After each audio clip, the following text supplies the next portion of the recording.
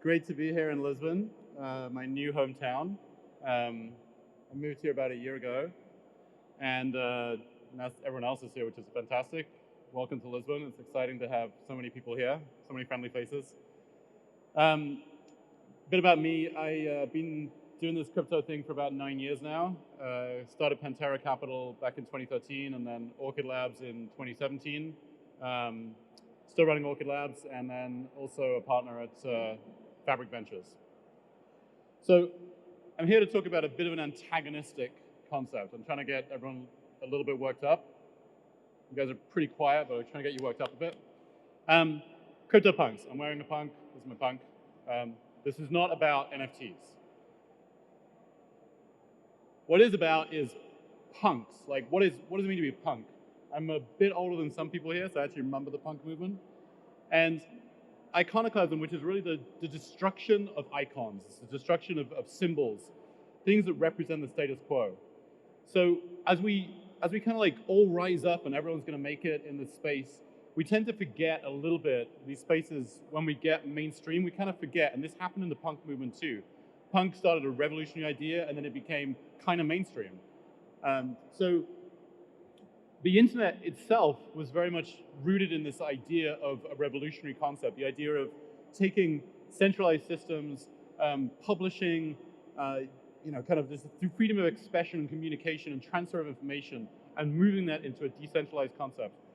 And yet, these ideas, these kind of like openness, the concept of really trying to change the way that people communicate and people express themselves was very radical at the time. And all the way through until like the sort of mid-2000s, this concept was still holding true. And the idea that the internet could be something that would really change the world for a better place was very much there. Now, that's definitely happened. Like, the internet has been a very powerful force in changing things. I mean, look at where we are now.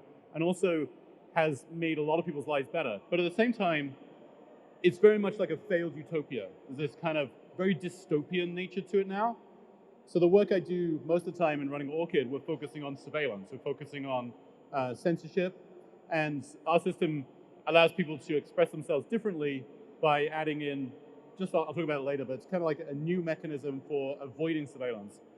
So in this work where I've had to look a lot at this idea of surveillance and how do we get to this point, it's not like someone designed in the current internet and said, hey, I'm going to put in lots of surveillance, I'm going to put ad tracking, I'm going to do all these things, and I'm going to really try and control everybody. It was very accidental. It was like small steps taken in certain directions and very much based upon the technological architecture that was possible at the time. So ad tech really rose from the very earliest advertising, banner ads, and then text ads, and then all of a sudden you've got Facebook, you've got Google. Now Web 2 came along in the sort of early 2000s as an idea to try to open things up more, try to make interconnected open systems, and yet what we ended up with was Google and Facebook and a whole bunch of other people they're the only ones using it. Now, how did that happen? How do we get from this one thing where we're trying to be open and the next thing you know it's super centralized and we hate it? Well, it's pretty accidental. In the end, it's just very small choices that are made by a group of people that then economically people drive towards that thing. Because people tend to always do what's in their economic interests. So with Web3, we kind of have another chance at this. So we've got like super open decentralized systems. We've got situations where we don't see one company. In my work at Fabric, we don't always see like one company dominating a space. We see multiple companies emerging, cooperating with one another, actually wanting to cooperate with one another, wanting to build an interconnected fabric of systems that have a very different flavor. Now, how is this happening? Well, a lot of it is happening because of the economic incentives that are built in. And I think it's very important. Back when we were raising money at Pantera in the early days, we'd often bump into bankers after a year or two, and they'd say, we believe in the technology, but we don't like the currencies. I was like, well, these kind of things go together. That's how it works. They're like, yeah, but this idea of like this one thing doesn't work for another. And I still see that conversation today. People are like, well, yeah, this isn't really going to work, but the technology is going to make it one day. And I want to kind of, the punk aspect here, the punk part of this talk is really, can we get back to, as we go and build these new systems, really back to the idea of decentralization, and why does that matter? Like, why do people care about decentralization? Why do you see OGs like me saying, I don't like that project because it's not decentralized? And the answer is because if you don't, someone's going to control it. And that's the reason why I do this stuff. It's like, you are really creating technologies that can be used in a very bad way if you're not careful. I'll give you some examples.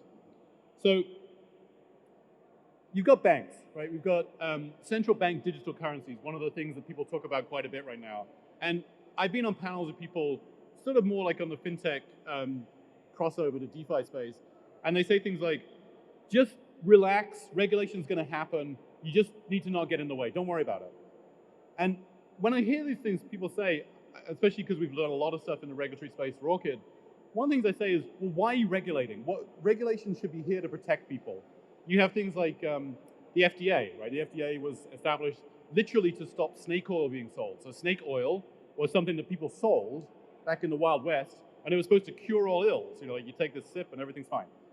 You know, parallels to modern medicine, modern alternative medicine also. And so the FDA came in and said, no, you've got to actually tell people what's in it. You've got to do a bit of testing, and you've got to try and prove at least there's some benefit. So those regulations were, by and large, useful. So when we look at regulation in crypto, who are we protecting? Well, first of all, DeFi. Anyone who's doing DeFi out here, I think you probably know what you're doing. If you're using MetaMask or Trezor or Ledger, you've already gone like a fair long way along this idea of like, I kind of know what I'm doing. So the SEC or other people are here to protect you from what exactly? Well, you've got smart contract rates, you've got all these things, but if you don't understand those things, you shouldn't be doing this stuff. And so this thing that starts to become this parallel world between who are we really trying to protect in this space? And I would posit that really what's happening is the governments are pushing at these angles, whether it's the scams or we're looking for another bad story in the space, as really just trying to control a system that is ultimately threatening their ability to control and their ability to centralize that power. So when you get into centralized bank digital currencies, you're dealing with very powerful things. So one of the most interesting things to me about this technology, the whole space at the beginning and since then, is that it's not just money, it's programmable money. You can take this currency, you can program things, especially with the smart contracts that we're all here to talk about. So if I can program money, well, if I'm handing out a central bank digital currency and you're getting a digital dollar, digital euro, then I can decide, well, that's too many drinks. Or actually, you can't buy that pharmaceutical. Even if you're buying it for someone else, you can't buy that today because you're not allowed to. Or you're diabetic, so there's no more sugar for you today, even though you're buying candy for your kid. And these kind of controls, which a lot of socialist states would say, oh, this is good, we're protecting the people, is very dangerous because you get the wrong person in power. We've been flip-flopping around in the West and different populist governments, and suddenly you have perfect control. You've got a currency which you can control, currency you can decide who gets what, and my prediction is CDBCs will most likely come with universal basic income. So the two things are going to go hand in hand as like the cherry and the stick. And we're really inviting a future that could be a lot worse than the one we've got already. So kind of like take a step back when we're all kind of making it, and remember that the things you're building and the technology you're creating can not just be used for all these good, powerful things we're doing, they can also be used for really bad things. This is the scary talk, right? Get you all wound up a bit. And I'm kind of running ahead of time quite a bit here, but maybe I'll just ramble for a second at the end. But kind of the most revolutionary thing you could do, if you just do one thing, and most of you already own crypto, but go tell somebody, invest in the things that you care about. Not just that, but build the things you care about.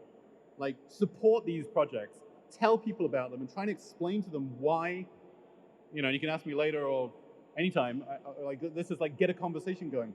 Why do you believe in the principles you believe in this space? It can't just be about making money. Because, it's like you got the usual problem where you make some money and now what do you do?